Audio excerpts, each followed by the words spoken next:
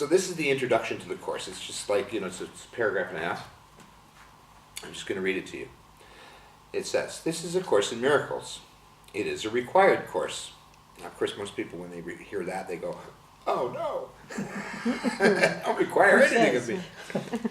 But then it says, then it takes the edge off that by it says, "Only the time you take it is voluntary.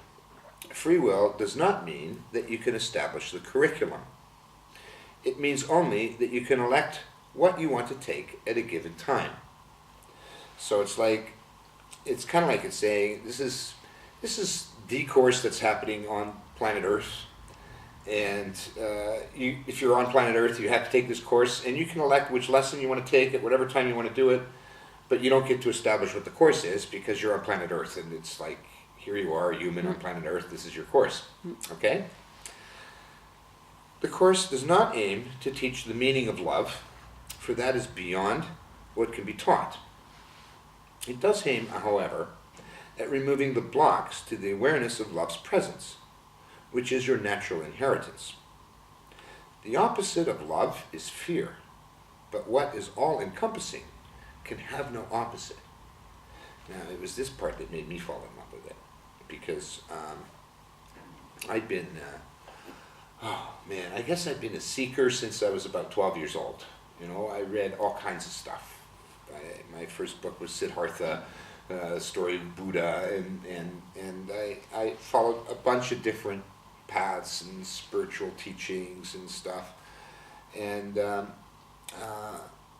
when I came across this, and what I was looking for in all those different paths, I guess, was a commonality. It's like, somewhere in all these stories is a truth that's really important.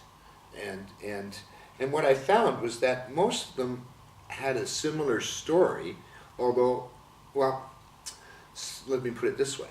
Most of them had a similar message, but the story was different. The actors were different, and the metaphors that they used were different, but the message was always the same.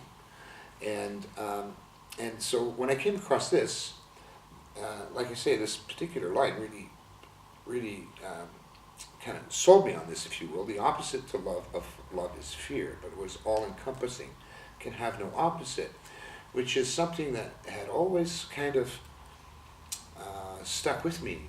The idea that if there's a truth, there can't be an untruth.